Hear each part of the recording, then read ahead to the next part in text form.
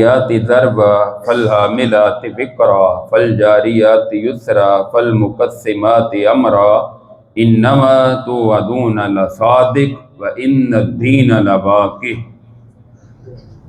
26ویں پارے کے آخر میں یہ صورت ہے اور اس کا بقیہ حصہ 27ویں پارے میں ہے۔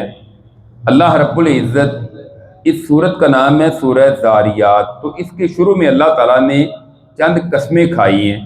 فرمایا کہ قسم ہے ان ہواؤں کی جو مٹی کو بکھیرنے والی ہیں، اور پھر ان بادلوں کو جو اٹھانے والی ہیں پانی کا بوجھ، اور پھر ان کشتیوں کو چلنے والی ہیں لے کر آسانی سے، اور پھر قسم ہے ان فرشتوں کی جو تقسیم کرنے والے ہیں مختلف کام۔ بلا شبہ جو تم سے وعدہ کیا جاتا ہے وہ یقیناً سچا ہے، اور بے شک جزا کا دن ضرور واقع ہونے والا ہے۔ یعنی اللہ تعالیٰ نے مختلف قسمیں کھا کر اس بات کو واضح کیا، لوگوں قیامت آنے والی ہے، انصاف ہونے والا ہے، اور وہ بالکل قریب ہے۔ اس دن ہر ایک کو اس کا بدلہ مل جائے گا۔ اگر کوئی برا ہوگا، یہ جو کہتے ہیں قیامت کب آئے گی، ان کو اس دن آگ میں جلایا جائے گا اور کہا جائے گا یہ عذاب کا مزہ چکھو۔ ہاں، جو پرہیزگار ہیں وہ جنتوں میں باغات میں ہوں گے اور پانی کے چشموں میں ہوں گے، اور وہاں سے اللہ جو ان کو دے گا وہ لیں گے اور وہ بڑے خوش و خرم ہوں گے۔ اس کی وجہ کیا ہے کہ وہ راتوں کو بہت تھوڑا سوتے تھے اور رات کو نماز پڑھتے تھے، اور سحری کے وقت وہ استغفار کرتے تھے، یعنی رات کے آخری حصے میں۔ اس لیے اللہ تعالیٰ ان کو یہ نعمتیں عطا فرمائے گا۔ اس کے بعد اللہ تعالیٰ نے اس صورت میں فرمایا کہ حضرت ابراہیم علیہ السلام کا جو واقعہ ہے، جو مہمانوں کا، کیا اس کا آپ کو پتہ ہے؟ جب ان کے پاس چند مہمان آئے، جلدی سے گئے، بچڑا لا کر ذبح کر کے کھانا بنایا، ان کے سامنے پیش کیا، وہ ہاتھ ہی آگے نہیں کرتے، یہ ڈر گئے۔ انہوں نے کہا ڈرو نہ، ہم تو ایک علم والے، بہت علم والے بچے کی خوشخبری آپ کو دینے کے لیے آئے ہیں۔ بیوی ان کی نے دیکھا، اس طرح ہاتھ رکھا آ کے اپنی پیشانی پہ، جس طرح بندہ حیرانگی سے، عورتیں نہیں اس طرح ہاتھ مارتی، میں بوڑھی ہو گئی، بانجھ ہو گئی، بچہ کیسے پیدا ہوگا؟ کہا اللہ اسی طرح کرتا ہے، اس کے لیے کوئی مشکل نہیں ہے۔ اس کے بعد 27واں پارہ شروع ہو گیا۔ قال فما خطبکم ایھا المرسلون۔ ابراہیم علیہ السلام کہتے ہیں فرشتوں تمہارے آنے کا کوئی اور بھی مقصد ہے؟ کہنے لگے ہاں، ہم اس مجرم قوم کی طرف عذاب لے کر آئے ہیں، ان کو مٹی کے بنے ہوئے پتھر جو ہے نوکدار اوپر سے مارے جائیں گے، تیرے رب کے ہاں ان کی سزا یہی ہے، اور ایک گھر جو مومنوں کا ہے اس کے علاوہ ہم مسلمانوں کے ایک گھر کے علاوہ کسی کو زندہ نہیں چھوڑیں گے۔ اور وہ گھر تھا جناب لوط علیہ السلام کا، جس میں لوط علیہ السلام تھے، ان کی 2 بیٹیاں تھیں اور باقی ایمان والے تھے۔ کہتے ہیں کہ یہ ٹوٹل ان کی تعداد 13 تھی۔ باقی حضرت لوط علیہ السلام کی بیوی بھی ان کافروں کے ساتھ، اللہ نے سب پر پتھروں کی بارش برسائی، بستیوں کو الٹا دیا، ان کو ہلاک کر دیا، تباہ و برباد کر دیا۔ اس کے بعد قوم عاد کا تذکرہ کیا، کہا ان کی طرف تیز آندھی آئی تھی جس نے ہر چیز کو تہس نہس کر کے رکھ دیا تھا، اور تیرے رب کے حکم سے ان سرکشوں کا انجام بڑا ہی برا ہوا۔ اس کے بعد اللہ تعالیٰ فرماتے ہیں کہ قوم سمود کو بھی دیکھو، جن پر زوردار چیخ دھماکہ آیا، ان کے کلیجے پھٹ گئے، ہلاک ہو گئے، کھڑے ہونے کے قابل کوئی نہیں رہا، نہ یہ بدلہ لینے والے تھے۔ قوم نوح اس سے پہلے ہلاک ہو گئی، وہ بھی نافرمان تھے۔ اس طرح اللہ تعالیٰ نے مختلف قوموں کا ذکر کیا۔ آگے جا کر فرمایا وَذَكِّرْ فَإِنَّ الذِّكْرَىٰ تَنفَعُ الْمُؤْمِنِينَ، آپ ان کو نصیحت کریں، نصیحت ایمان والوں کو فائدہ دیتی ہے۔ وَمَا خَلَقْتُ الْجِنَّ وَالْإِنسَ إِلَّا لِيَعْبُدُونَ، میں نے جنوں اور انسانوں کو اپنی عبادت کے لیے پیدا کیا ہے۔ میں ان سے کوئی رزق نہیں مانگتا، انسانوں سے میں ان کو رزق دیتا ہوں، ان کو کہتا ہوں میری عبادت کرو۔ بے شک اللہ تو بہت رزق دینے والا، نہایت قوت اور طاقت والا ہے۔ اس کے بعد ہے سورہ طور۔ طور وہ پہاڑ ہے جسے طور سینا بھی کہا جاتا ہے، طور سینین بھی قرآن نے کہا ہے، جہاں موسیٰ علیہ السلام جا کر اللہ سے ہم کلام ہوتے تھے۔ اللہ تعالیٰ نے اس سورت کے آغاز میں قسمیں کھائی ہیں، والطور، اس بنا پر اس کے نام ہی سورہ طور ہے۔ طور کی قسم، طور پہاڑ کی، وَکِتَابٍ مَّسْطُور، اور ایک کتاب کی جو لکھی ہوئی ہے، فی رق منشور، ایسے کاغذ میں جو کھلا ہوا ہے، والبیت المعمور، جو آسمانوں پر اللہ کا گھر ہے جس میں ہر روز 70,000 فرشتے عبادت کرتے ہیں، جس کا نام بیت المعمور ہے، اس کی قسم، والسقف المرفوع، چھت بلند کی ہوئی، یعنی آسمان جو ہے یہ چھت ہے، اس کی قسم، والبحر المسجور، سمندر جو بڑکائے ہوئے ان کی قسم، ان عذاب ربک لواقع ما لہ من دافع، بے شک تیرے رب کا عذاب ضرور واقع ہونے والا ہے، کوئی اسے روک نہیں سکے گا۔ یہاں بھی اللہ تعالیٰ نے لوگوں کو ڈرایا ہے کہ باز آ جاؤ لوگوں، اللہ کے عذاب سے بچ جاؤ، جس دن لوگوں کو دھکیل کر جہنم کی آگ کی طرف لے جایا جائے گا اور کہا جائے گا یہ ہے وہ آگ جس کا تم انکار کرتے تھے، کیا یہ جادو تھا یا تم دیکھتے ہی نہیں تھے؟ اب صبر کرو یا نہ کرو، اس میں داخل ہو جو برابر ہے، جو عمل کرتے رہے اس کا آج تمہیں بدلا دیا جائے گا۔ پھر فرمایا متقین لوگ جو باغات میں ہوں گے، نعمتوں میں ہوں گے اور خوشی خوشی لطف انداز ہو رہے ہوں گے، اللہ جو نعمتیں دے گا، اللہ نے ان کو جہنم کی آگ سے بچا لیا، کھاؤ پیو موج کرو، خوب مزے اڑاؤ ان اعمال کی وجہ سے جو تم دنیا میں کیا کرتے تھے۔ اور پھر اللہ تعالیٰ فرماتے ہیں تکیہ لگائے ہوئے ایسے تختوں پر ایک دوسرے سے ملے ہوں گے، اور ہم ان کا نکاح بڑی بڑی موٹی آنکھوں والی حوروں سے کر دیں گے، اور یہ ایمان والے جو ہیں اور ان کی پیروی کی، ان کی اولاد نے جو ایمان میں، یعنی اہل ایمان کے ساتھ جو ان کی نیک اولاد ہوگی نا، انہوں نے خواہ ان سے عمل کم ہی کیے ہوں گے، یعنی والدین جو ہیں وہ جنت میں اعلیٰ درجے پر ہیں، اولاد ہے ایمان والی، ان کے اعمال کم ہے، وہ نچلے درجے پر ہیں۔ اب اللہ تعالیٰ کہتے ہیں ہم ان کو اکٹھا کر دیں گے۔ اکٹھا کیسے کر دیں گے؟ اللہ یہ بھی کر سکتے ہیں کہ والدین کو نچلے درجے پہ لے آئیں، نہیں، نیچے والوں کو اوپر والے درجے پہ لے جائیں گے، ان کو بھی پروموٹ کر دیں گے، ان کی بھی ترقی ہو جائے گی۔ جو ایمان تو تھا نا تمہارے اندر، چلو اعمال کی کچھ کمی رہ گئی ہے تو کوئی نہیں، اللہ کا فضل ہے، اللہ کی رحمت ہے، اور وہاں پھر دور چلیں گے، شرابن طہورا، جام چلیں گے، اور سونے اور چاندی کے گلاس ہوں گے جن کے اندر ان کو پیش کیے جائیں گے مشروبات، اور وہ غلام غلمان 9 عمر لڑکے ان کی خدمت میں پیش کریں گے جو موتیوں کی طرح ہوں گے، اور وہاں بیٹھے یہ ایک دوسرے سے سوال کریں گے، کہیں گے ہاں ہم دنیا میں اپنے اہل و عیال میں اللہ سے ڈرتے تھے نا، اللہ کے عذابوں سے نافرمانیاں نہیں کرتے تھے، آج اللہ نے ہم پر اپنا احسان کیا اور ہمیں گرم ہوا کے عذاب سے اللہ نے بچا لیا ہے۔ اس کے بعد اللہ تعالیٰ فرماتے ہیں کہ ان لوگوں سے پوچھیں تو صحیح، کیا وہ پیدا کیے گئے ہیں بغیر کسی چیز کے، یا وہ خود اپنے خالق ہے، یعنی ان کو کسی نے پیدا کیا یا خود انہوں نے اپنے آپ کو پیدا کیا ہے، یا پھر انہوں نے آسمان و زمین کو پیدا کیا ہے؟ یہ یقین نہیں رکھتے، یا ان کے پاس تیرے رب کے خزانے ہیں، یا وہ اس خزانوں کے دروگے ہیں، ان کے پاس ہے کیا، یا ان کے لیے کوئی سیڑھی ہے کہ وہ خوب سن لیتے ہیں اوپر چڑھ کر، کیا ہے، کس بات پر یہ ادھر ادھر کی باتیں فضول یاد بکتے رہتے ہیں، بناتے رہتے ہیں، ہے کیا ان کے پاس؟ کبھی اللہ کی بیٹی کسی کو بنا دیتے ہیں، اپنے بیٹے بنا لیتے ہیں، کیا ان کے پاس کوئی غیب کی خبر ہے؟ ان کے پاس ایسا ہے نہیں، ایک الہ ہے، ایک اللہ ہے، اس کے علاوہ اور کوئی نہیں۔ اگر اللہ آسمان کے ٹکڑے بھی گرا دے نا، تو انہوں نے کہا نا یہ تو بادل ہی آ رہے ہیں، جس طرح ہم بادلوں کو جا کے دیکھتے ہیں، یہ تو وہی ہیں، یہ ڈرتے نہیں ہیں، اللہ کے عذاب سے ان کو لگ پتا جائے گا۔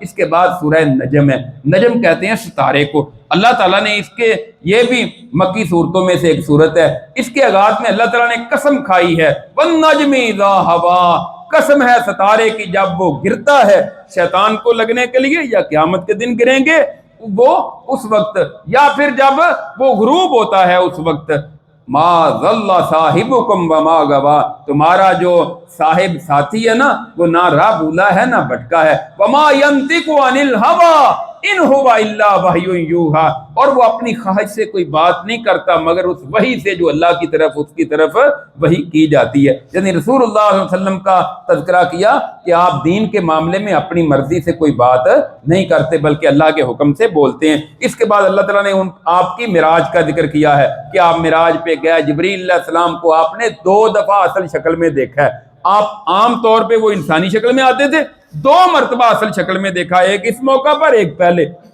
آپ فرماتے ہیں کہ 600 پر ہیں جبریل علیہ السلام کے، اور ہر پر جو ہے وہ اتنا بڑا ہے کہ اس نے افق کو ڈھانپا ہوا ہے، اتنا طاقتور فرشتہ ان سے ملاقات ہوئی، اور پھر اللہ تعالیٰ نے آپ کی طرف وحی کی اور وہاں گفتگو کی۔ ہاں آپ نے اللہ تعالیٰ کو اپنی آنکھوں سے دیکھا نہیں ہے، کیونکہ قرآن میں اللہ نے اصول بیان کر دیا کہ کوئی بھی انسان دنیاوی آنکھوں سے اللہ کو دیکھ نہیں سکتا، قیامت کے دن اہل ایمان دیکھیں گے۔ اور پھر صحیح مسلم میں حدیث ہے، سیدہ عائشہ رضی اللہ تعالیٰ نے پوچھا تھا اللہ کے رسول کیا آپ نے اللہ کو دیکھا ہے؟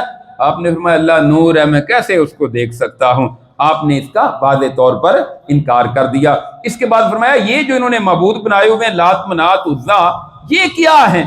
یہ کیا تماشا ہے؟ یہ انہوں نے خود ہی نام گڑھ لیے، ان کے باپ دادوں نے بھی گڑھ لیے، ان کی تو کوئی دلیل ہی نہیں ہے کہ ان کا بھی کوئی عمل دخل ہے، کوئی ان کا بھی کردار ہے، یہ تو خام خواہ کے انہوں نے اپنی طرف سے گڑھ لیے ہیں۔ اس کے بعد فرمایا وہ لوگ جو کبیرہ گناہوں سے، بے حیائی کے کاموں سے بچتے ہیں، ہاں جو صغیرہ گناہ ہے نا، چھوٹے موٹے، ان کا گزارا ہو جاتا ہے، تیرا رب بڑی مغفرت والا ہے، وہ سب کچھ جانتا ہے۔ چھوٹے گناہ جو ہیں وہ نماز پڑھنے کے ساتھ معاف ہو جاتے ہیں، چھوٹے گناہ روزے رکھنے کے ساتھ معاف ہو جاتے ہیں، چھوٹے گناہ وضو کرنے کے ساتھ معاف ہو جاتے ہیں، چھوٹے گناہ جمعہ پڑھنے کے ساتھ معاف ہو جاتے ہیں۔ لیکن جو بڑے کبیرہ گناہ ہیں ان کے لیے انسان کو باقاعدہ توبہ کرنی پڑتی ہے، اور توبہ کی کچھ شرائط ہیں ان کو پورا کرنا پڑتا ہے۔ اس کے بعد ہے سورۃ القمر۔ قمر کا معنی ہے چاند۔ اس کے آغاز میں اللہ تعالیٰ نے، یہ بھی مکی صورت ہے، اقتربت الساعۃ وانشق القمر، قریب آ گئی ہے قیامت اور چاند پھٹ گیا ہے۔ حدیث میں آتا ہے مشرکین مکہ نے مطالبہ کیا تھا چاند دو ٹکڑے ہونا تو پھر ہم آپ کو مان لیں گے۔ اللہ نے چاند کو دو ٹکڑے کر دیا، درمیان میں پہاڑی، آدھا چاند ادھر آدھا چاند ادھر، دیکھ لو پھر بھی مان نہیں لائے۔ فرمایا وَإِن يَرَوْا آیَةً يُعْرِضُوا وَيَقُولُوا سِحْرٌ مُسْتَمِرٌ، اور اگر وہ مشرک دیکھے کوئی نشانی معجزہ منہ پھیر لیتے ہیں، کہتے ہیں یہ تو بڑا مضبوط جادو ہے جو ہمیشہ سے چلا آ رہا ہے۔ یعنی بدبخت ایسے ہیں، نلائق ایسے ہیں، پہلے مطالبہ کرتے ہیں، جب اللہ کوئی معجزہ دکھا دیتا ہے تو پھر کہتے ہیں یہ تو جادو ہے، ہمیں تو جادو ہو گیا ہم پر، ایسی ایسی باتیں کرتے ہیں۔ اللہ کہتے ہیں ان سے پہلے قوم نوح بھی ایسی تھی، انہوں نے بھی ہمارے بندوں کو جھٹلایا تھا اور طرح طرح کی باتیں بنائی تھی، پھر ہم نے آسمان کے دروازے کھول دیے اور نیچے سے بھی پانی کو نکال دیا، اور پھر وہ اس طرح نکلا، ہم نے اپنے بندے کو اور اہل ایمان کو کشتی میں سوار کر لیا اور ان کو سب کو ہلاک کر دیا۔ کیف کان عذابی ونذر، میرا عذاب اور میرا پھر ڈراوا کیسا ہوا، ذرا دیکھو تو صحیح۔ وَلَقَدْ يَسَّرْنَا الْقُرْآنَ لِلذِّكْرِ فَهَلْ مِن مُدَّكِرٍ، ہم نے قرآن کو لوگوں کے لیے، نصیحت کے لیے آسان کر دیا ہے، کیا ہے کوئی نصیحت پکڑنے والا؟ یعنی قرآن کریم کو اللہ تعالیٰ نے اس صورت میں اللہ نے بار بار یہ بات دہرائی ہے، ہم نے قرآن کو آسان کر دیا ہے۔ یہ جاہل ہیں جو کہتے ہیں کہ قرآن سمجھنے کے لیے 14 علوم پڑھنے چاہیے پھر قرآن کی سمجھ آئے گی، نہ 14 علوم آئے نہ قرآن کو سمجھے۔ اسی لیے کہتے ہیں ہم لوگ یہ قرآن کو ترجمے کے ساتھ پڑھو گے نا تو نعوذ باللہ گمراہ ہو جاؤ گے۔ او قرآن ترجمے کے ساتھ پڑھنا نہیں تو پھر قرآن کس لیے اللہ نے بھیجا ہے؟ احکامات کس لیے آئے؟ وہ عرب کے بدو جو تھے، ان پڑھ تھے، جب قرآن نازل ہوا پورے مکے میں صرف 17 لوگ تھے گنتی کے جو لکھنا پڑھنا جانتے تھے، باقی کچھ بھی نہیں، لیکن ان سب نے قرآن سمجھا بغیر کسی علوم کے سیکھے کے۔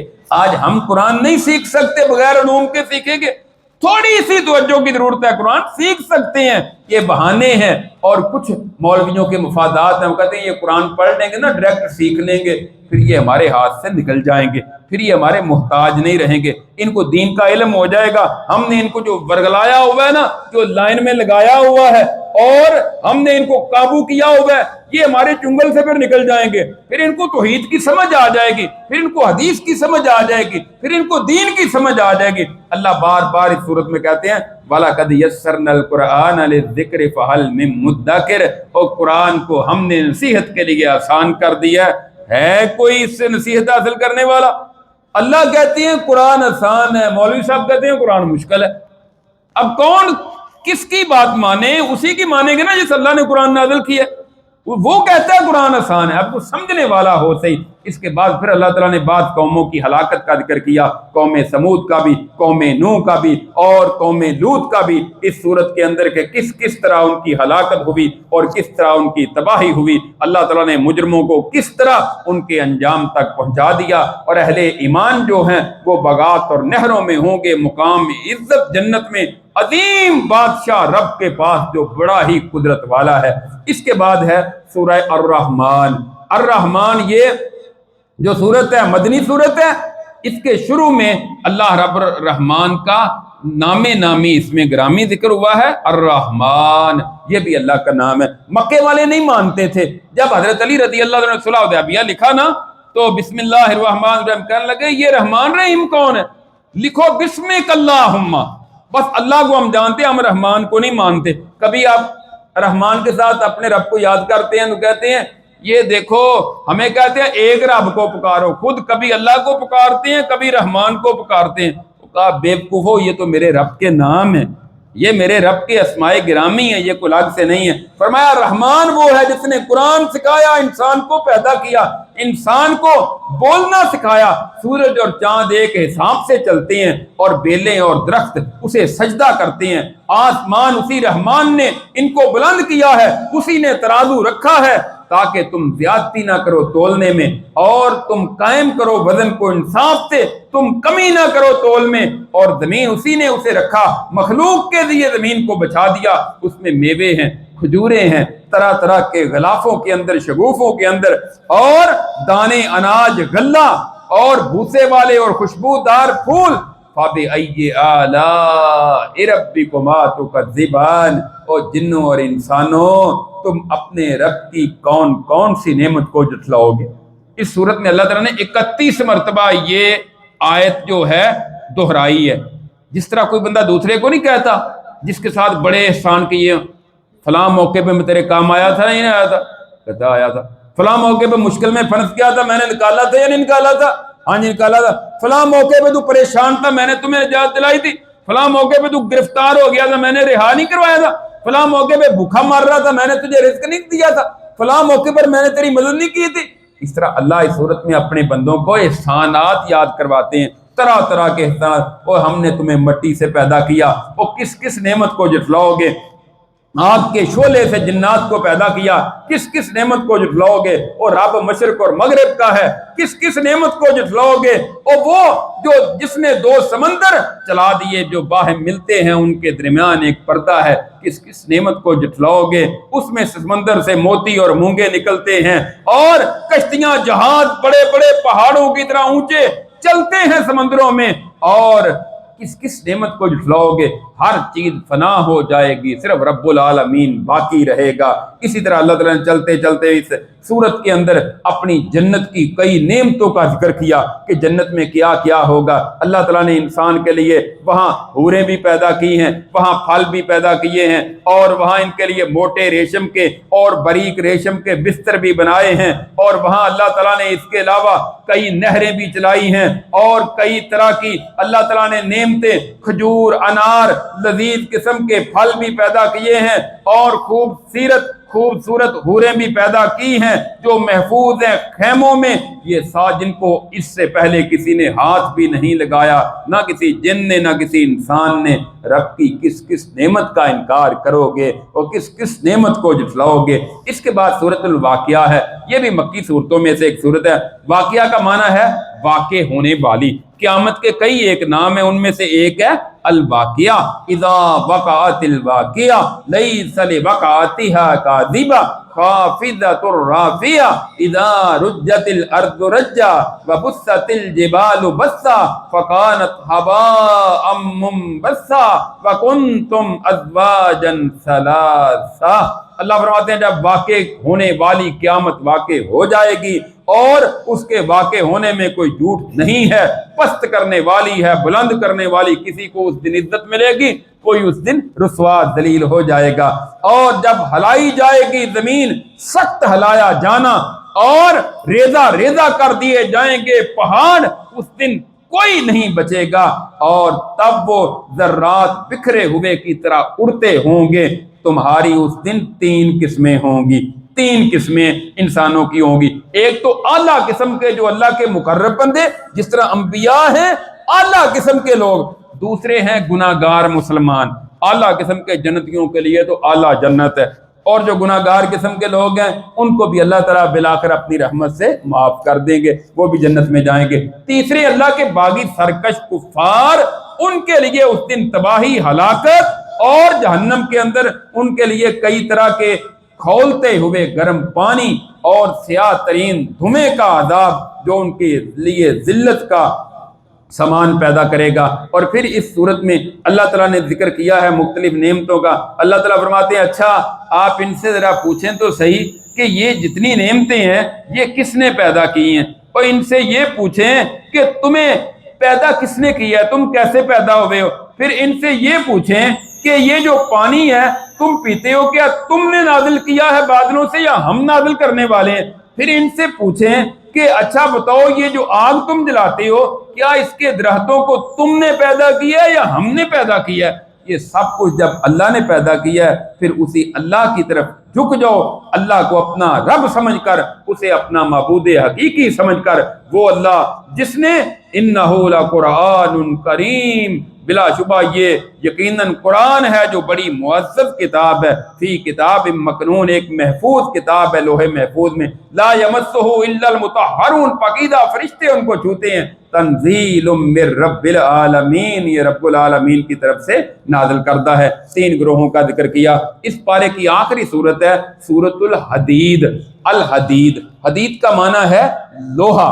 اس صورت میں اللہ تعالیٰ نے لوہے کا ذکر کیا ہے کہ اللہ نے تمہیں لوہا عطا کیا ہے, اس کے کتنے فوائد ہیں, کتنے اس سے تم چیزیں تیار کرتے ہو, کتنا سامان اس سے بناتے ہو. اس کے آغاز میں یہ بھی مدنی صورتوں میں سے ہے. اللہ تعالیٰ فرماتے ہیں ہر چیز زمین و آسمان کی اللہ کی ہی تسبیح بیان کرتی ہے, وہ غالب ہے, بڑا حکمت والا ہے, بادشاہی زمین و آسمان میں اسی کی ہے, زندہ بھی وہی کرتا ہے, مارتا بھی وہی ہے, ہر چیز پر قادر ہے. وہ پہلا ہے, اس سے پہلے کوئی نہیں تھا, آخر میں ہوگا, اس کے بعد کوئی نہیں ہوگا.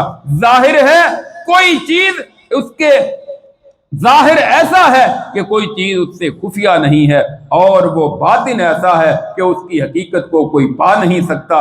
وہی اللہ ہے جس نے زمین و آسمان کو 6 دنوں میں پیدا کیا, پھر وہ خود عرش پر مستوی ہو گیا ہے. آسمانوں سے جو پانی نازل کرنے والا ہے, زمین سے جو اوپر چیز چڑھتی ہے, اوپر سے نیچے اترتی ہے, ہر چیز کو وہ اللہ ہی جانتا ہے. اور پھر اللہ تعالیٰ فرماتے ہیں اس رسول پر ایمان کیوں نہیں لاتے, اللہ پر ایمان کیوں نہیں لاتے. رسول تمہیں دعوت دیتا ہے کہ اپنے رب پر ایمان لو, تمہیں کیا ہو گیا ہے. اور پھر اللہ تعالیٰ فرماتے ہیں جو ہجرت سے پہلے لوگ جنہوں نے اللہ کے راستے میں خرچ کیا, فتح مکہ سے پہلے جنہوں نے اپنا مال خرچ کیا, تو اور ہجرت کی, دوسرے بعد والے ان کا مقابلہ نہیں کر سکتے. ان کا درجہ زیادہ ہے, جتنے مشکل وقت میں ساتھ دینے والے ہوتے ہیں ان کا یقیناً درجہ زیادہ ہوتا ہے. اور پھر فرمایا مومنوں کو دیکھیں گے کہ اپنے آگے آگے نور پائیں گے, قیامت کے دن روشنی ہوگی, ان کے نیک اعمال کی یہ جنت میں جا رہے ہوں گے. منافقوں کو آپ دیکھیں گے یہ بھی جا رہے ہوں گے,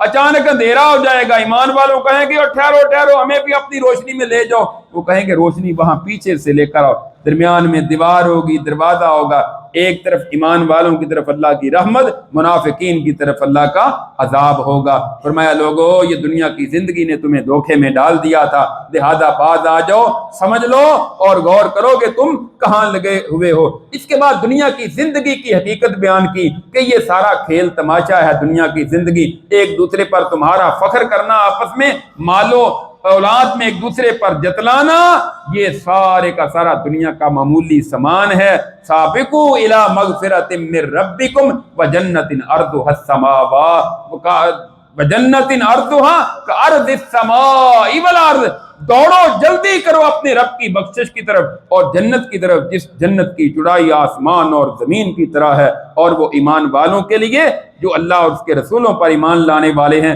ان کے لیے اللہ تعالیٰ نے تیار کی ہے. اس کے بعد فرمایا کہ اللہ تعالیٰ وہ ہے کہ جس نے تمہارے لیے ہم نے واضح نشانیاں دے کر اپنے رسول بھیجے اور ان کے ساتھ کتاب اور ترازو بھیجا تاکہ لوگ انصاف کے ساتھ قائم رہیں، اور ہم نے لوہا نازل کیا جس میں لڑائی کا سامان نہایت سخت، اور کئی فائدے ہیں لوہے کے۔ نازل کرنے کا مطلب ہے کہ ہم نے تمہیں عطا کیا، لوہا دیا تمہیں، تم طرح طرح کے حصے، اور کتنی لوہے کی صنعتیں ہیں، کتنی فیکٹریاں اور ملیں ہیں جس سے لوہے کا سامان تیار ہو رہا ہے، جو ہمارے رہنے کا، ہمارے سہنے کا، ہماری چھتیں اور ہماری یہ دیواروں کے اندر دیکھ لیں، جہاں دیکھیں گے لوہا ہی لوہا آپ کو نظر آئے گا۔ اس کے کمالات اللہ تعالیٰ نے ذکر کیے ہیں۔ اور آخر میں فرمایا کہ وہ جو عیسائی تھے نا، انہوں نے رہبانیت کو اختیار کر لیا، انہوں نے کہا دین بس دین، اللہ اللہ کرو، دنیا کو بالکل چھوڑ دو، حقوق و فرائض کا پاسداری نہ کرو، ان کو ختم کرو۔ اللہ فرماتے ہیں ہم نے تو ان کو رہبانیت کا سبق نہیں دیا تھا، نہ اسلام میں رہبانیت جائز ہے، اس طرح نہیں ہونا چاہیے۔ ہاں آخر میں فرمایا تاکہ جان لے اہل کتاب کہ بلا شکوہ وہ قدرت نہیں رکھتے کسی بھی شے پر اللہ کے فضل سے، اللہ کا فضل اللہ کے اختیار میں ہے، وہ جس کو چاہتا ہے عطا کرتا ہے، اور وہ بہت بڑے فضل والا ہے۔ اللہ رب العزت سے دعا ہے اللہ تعالی ہمیں کتاب و سنت پر عمل کرنے کی توفیق عطا فرمائے۔ آخر دعوانا ان الحمد للہ رب العالمین۔